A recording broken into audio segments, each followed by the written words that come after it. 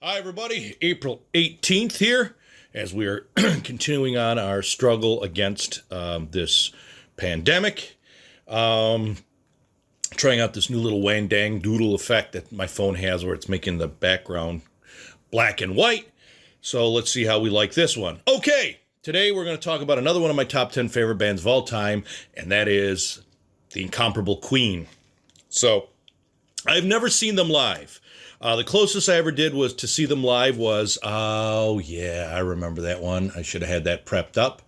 But I opened up for a band called Kings of Queen in Scotland. Okay, at the Ironworks on Saturday, November 25th, 2006. Cheesy Money UK, which was Chippy, myself, and Jimmy Muir. We opened up for them at the Ironworks, and then after we were done, we ran right across the street. We had an 8 p.m. show at the Ironworks, and then we had a 9:30 show at Mad Hatter's Hootenanny, and we did a second show that was our show. And yeah, Kings of Queen.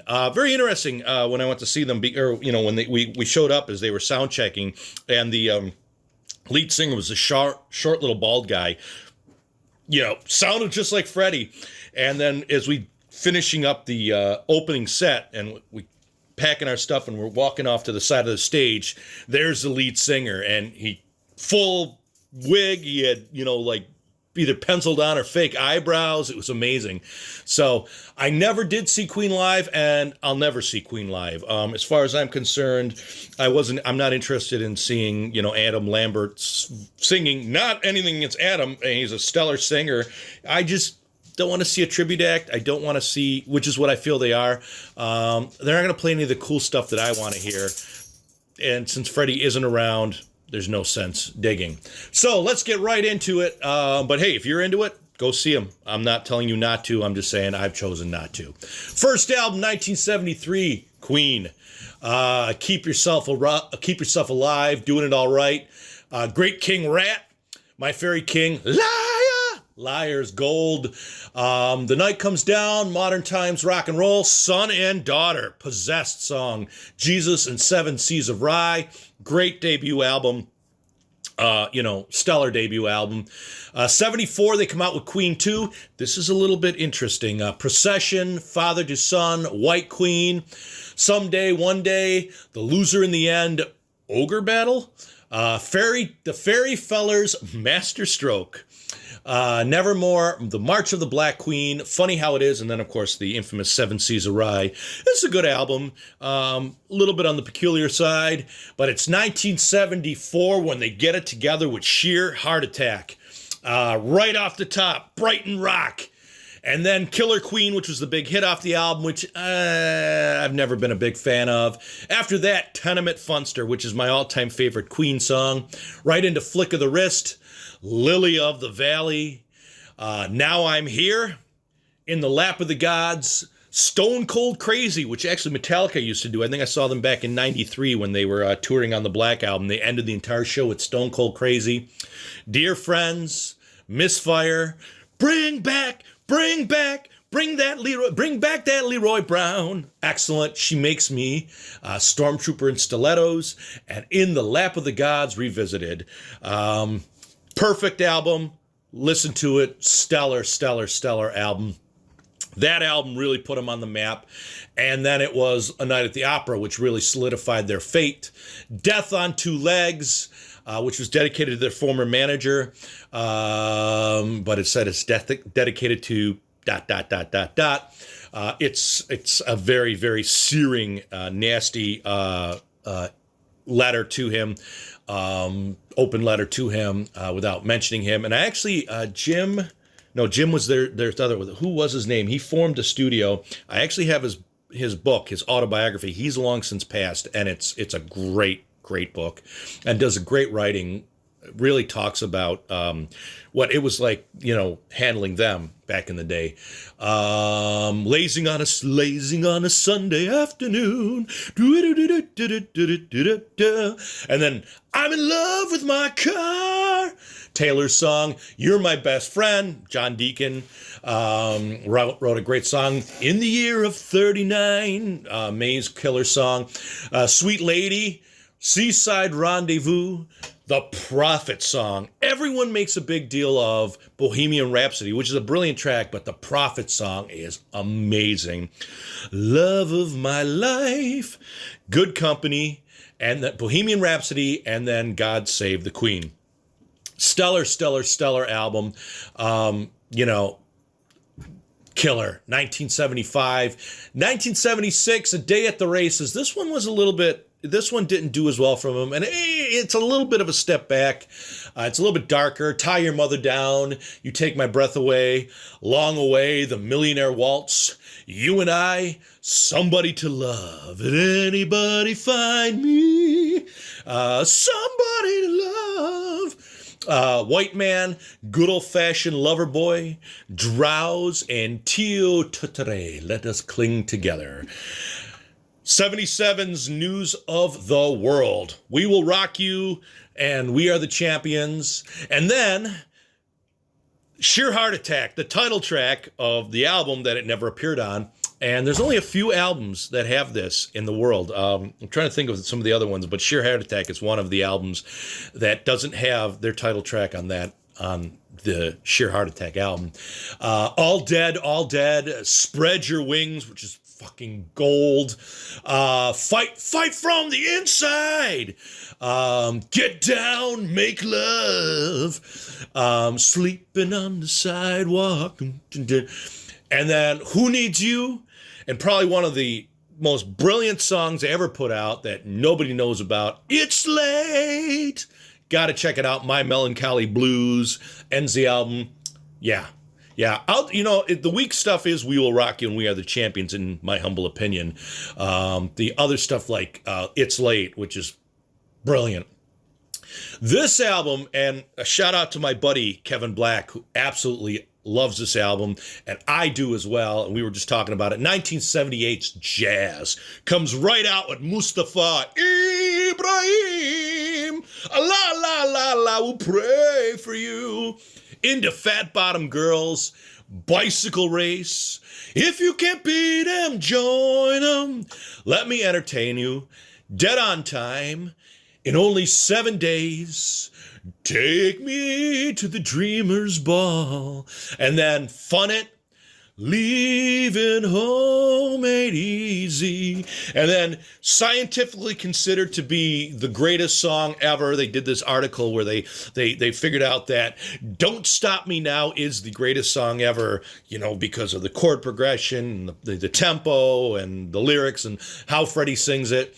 And then More of That Jazz, which is this is another one I've talked about, songs off an album that weren't strong on their own, but they are perfect within the confines of the album.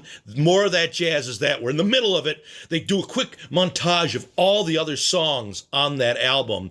It's perfect. More of That Jazz is fantastic. 79's Queen Live Killers. Outstanding. And one of the interesting things is they do We Will Rock You twice off that album. They open up with a rockin' version of We Will Rock You that just cranks. And then they do it later, the traditional one. And I got turned on to this. It was my buddy Carl in a band I was in 1,000 years ago. And he was like, we got to do this version. And he was a big Queen person and Queen head. And he kind of really turned me on to a lot of their other stuff that I really dug. And we used to do We Will Rock You. And I found that concert video of us doing it back in 1988. And I will play you our version of We Will Rock You. It's awful, but it's a must see. And I'll get to that before I play that after this episode here. But the 79 version, Live Killers, is essential. 1980's The Game. Biggest hit off that, as we all know, Another One Bites the Dust. Opens up with Playing the Game, Dragon Attack, Hidden Gem. Another One Bites the Dust. Need Your Lovin' Tonight. Crazy Little Thing Called Love, which, Rocket, Prime Jive. Don't Try Suicide, which is interesting. Sail Away, Sweet Sister, which, if memory serves, when I saw Queen back in 1992, no, I'm not Queen, Guns N' Roses back in 92, when they did a huge stadium tour with Metallica and Faith No More opening, and It took like an hour and a half for GNR to ever get on stage because, I don't know, somebody had a shit fit and didn't want to go on. And that's why I'll never see them live again because of that. I believe Axl was playing a little piano thing and he did a little snippet of Sail Away, Sweet Sister. I do give Axl props for being a heavy dude when it comes to knowing rare goods. Track 9 coming soon, and then track 10, Save Me. From the game, 81, Flash Gordon. Love that title track. I never did see the movie. It's a soundtrack album. It's pretty good. It's kind of, goes into a type of thing. Followed by 82's Hot Space, which is like, bleh. It really is not a good album. The only thing is Under Pressure. Bowie and David Bowie joined them for that one. But this album, it could easily be left off. It's for completionists only. I have it, and when I listen to it, I really, I try to love everything that my bands put out and thing, but that really does just get on my nerves. And nothing because it's dance or anything like that. I think the songwriting is jizz, man. Just doesn't work. 84, The Works, and they kind of come back. They still maintain their pop sensibilities. Radio Gaga, which is excellent. Tear It Up, It's a Hard Life. Man on the Prowl, Machines, Back to Humans. I Want to Break Free, which is a great song and a stellar video. Keep Passing the Open Window. Hammer to Fall, which is stellar. Is This the World We Created, which is great. It's all right. Not great, but it's all right. A Kind of Magic, 86, the soundtrack to, the Highlander? I think Highlander. One Vision, outstanding. A Kind of Magic is great. 1 Year of Love, Pain is Close to Pleasure. Friends will be friends. Who wants to live forever? Give Me the Prize, which is great. Don't Lose Your Head. Princess of the Universe. This is a close return to form. It's 89's The Miracle, which is very interesting. Party and Khashoggi Ship is The Miracle's pretty good. I Want It All, which is a real return to form, in my opinion. It was like, whoa, this is great. The Invisible Man, Breakthrough, Rain Must Fall, Scandal, My Baby Does Me, Was It All Worth It?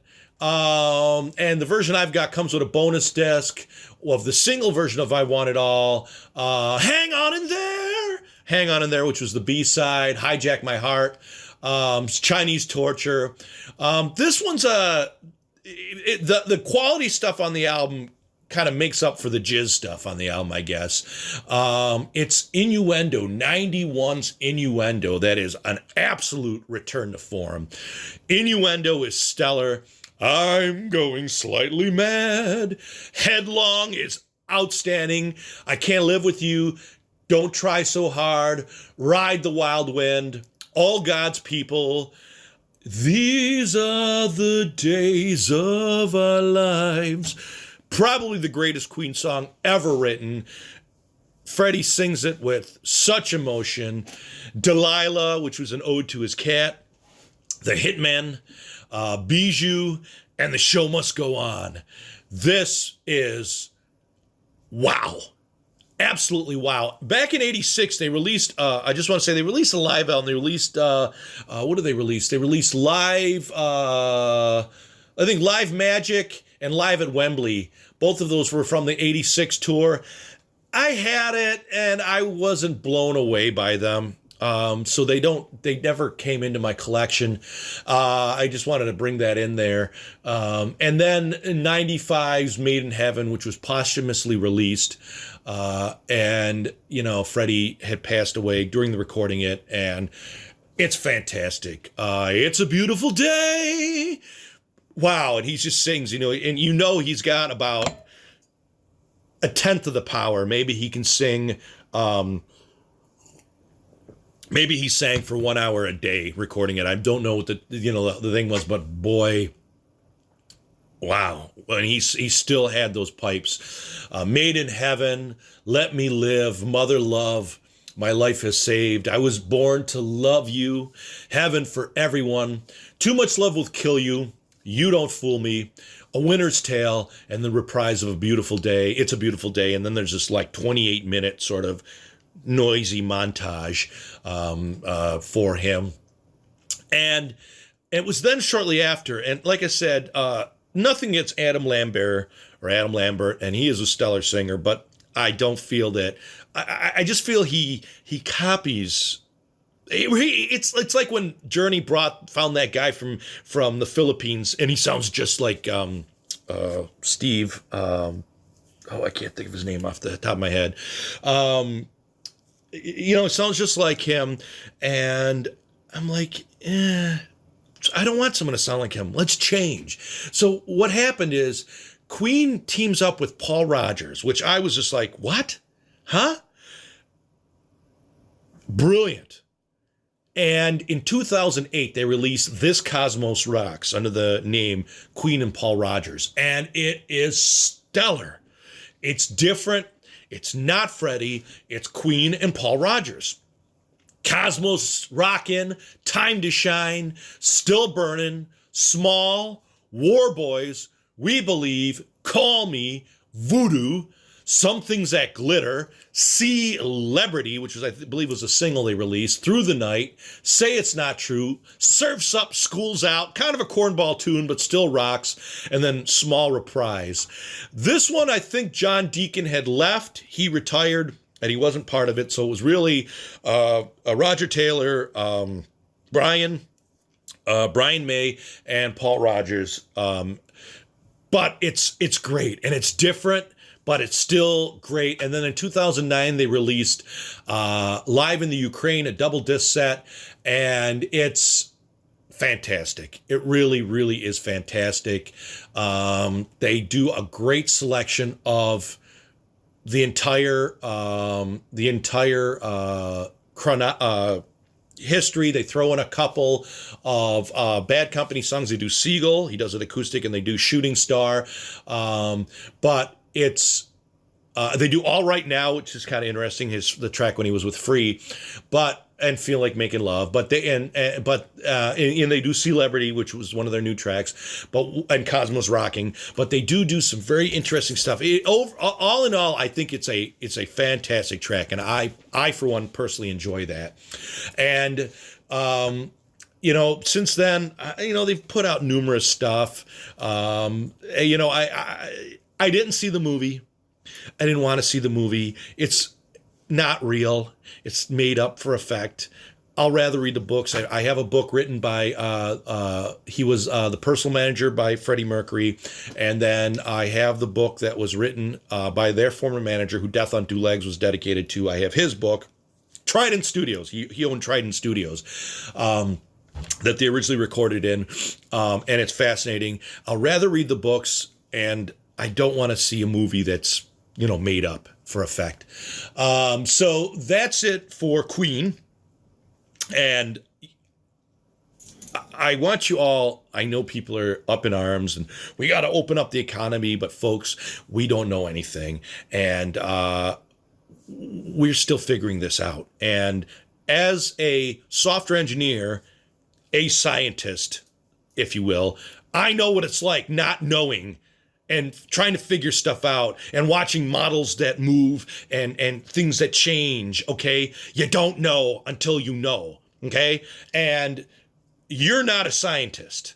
These guys are. They're medical doctors, okay? I'm not a scientist, okay? I know we're going star crazy. But folks, come on, man. Give it a rest. Yes, the economy's going down the toilet, but it'll come right back, all right? I just got my thing. I lost $45,000 in my retirement fund. Thank God I'm not retiring tomorrow, okay? $45,000 that disappeared in a week, all right? Poof. It's life. We'll live. It's better than dying, okay? So, folks, take the time out to just chill. We'll get there. Give it another month, okay? I know it sucks dick. I hate it. But just, come on, man. It's not a conspiracy, okay? It's not a conspiracy. Folks, just let's chill, let's rest. Let medical professionals, don't put them in danger. Let medical professionals do their jobs. Please, I beseech you. That being said, I will entertain you with this little live version of a band that I was in that was the same band. Some members changed, but for this incarnation, we played as the band Gemini. We had a gig. It was March 6th, 1988, about 2 weeks before I turned 18. At the we played at a fire hall in Derby, New York, and it was for a telethon. And funny story was I was a weirdo, nerdy type, and, was just a theater dude, but, I was the guy that got beat up in gym class and what have you. And that night, 5 of the biggest jocks showed up, and it got around school. And for the last 3 months of high school, I went from zero to hero. I was like the cool dude. Noel's in a band. So, get a kick out of this one. I've got a horrible mullet. I have short, long hair down to here, a horrible mullet. I'm overplaying my bass like nobody's business because, hey, fucking Steve Harris from Iron Maiden plays like that. I can play like that. The band at the time was Carl von Schweiger on guitar, who he still lives in Derby at the old house. I've really never talked to him since, we bumped into each other a couple times, but, life just takes you in different places. Rick McLean on drums. Rick, about 20 years ago, a couple years after that, early 90s or stuff, he went out to Hollywood, went out to L.A., and he started painting murals in people's houses and stuff like that, and he started working in movies, painting sets. He painted sets for Titanic, he painted sets for Book of Eli, I believe. And I asked him, I said, now with the digital realm and green screening and stuff like that, are you getting squeezed out of work? And he goes, hey, yeah, but there's still need for set painters, and everybody's jumped onto the digital realm. And so it's less work, but I pick it up. He's got a name for himself. So he's still out in Hollywood doing a movie set. So that's cool. And then finally, Larry Seeger on lead vocals. And Larry was a high school buddy of mine. And we did theater stuff together. And Larry committed suicide in 1993. That was one of the first deaths I had. 93, I had 5 deaths. I can only think of 4. Larry was the first. And then on either side of my neighbors, Ed, was it Ed or Earl, was this old guy. And he came up to me one time when I was living in Buffalo. He goes, "You came back." And his face was kind of puffy. And I thought, oh, who came? Who beat you? Who punched you? I said, what came back? Who came back? And he said, the cancer. And he died. And then my other neighbor, Kevin Supples, he died of AIDS from heroin, dirty needles. And they died. And then on New Year's Day, 1994, but he died before 93, John O'Donnell, and there was a bomber, a guy who was around that time, late fall, early winter, out of Rochester, New York. It was a weird story. He mailed these bombs out to the family members of his ex-girlfriend or whatever. Just mailed them or UPS'd them, and they got it. They opened it up, boom, blew out, and killed an uncle, killed a couple people. There's like 4 people that were killed, I believe. And and it's actually not too far from where I live. There was an armored truck depot, and he mailed a bomb to the father, and the father gets it at work, opens up the package, gets blown sky high, and my high school buddy, John O'Donnell, was standing right next to the father and was a casualty. And I went to his funeral on New Year's Day, 1994, and it was devastating. And I always do what I call it a tour of the graves. I haven't done one in a while. I think I will. I go to Larry's grave. I go to John O'Donnell's grave. I go to my buddy, what the fuck was his name? He died in a motorcycle accident, and I go to his grave. And I leave like just a rose. I spend like a minute or so, and John's got a great little grave out in the corner out in Farnham. And the saddest thing, the one that killed me, was I remember John from 5th grade, just happy-go-lucky, dorky dude. And, you know, he always says about this Barb, this girl, Barb, that was the girl across the street or the next door neighbor, you know, and they wound up getting married.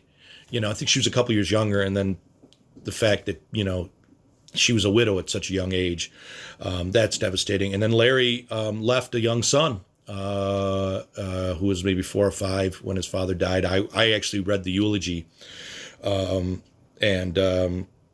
Yeah, you know, just what people were thinking of at that time. And he was a popular, good-looking guy. You know, you never know. You know, embrace life, folks. So please stay safe, stay home, okay? We'll see through this. We'll rebuild the economy. We'll learn. We'll get healthy, okay? So I leave you with this laughable live rendition of Queen's We Will Rock You by Gemini back in 1988. Stay safe, everybody. Peace.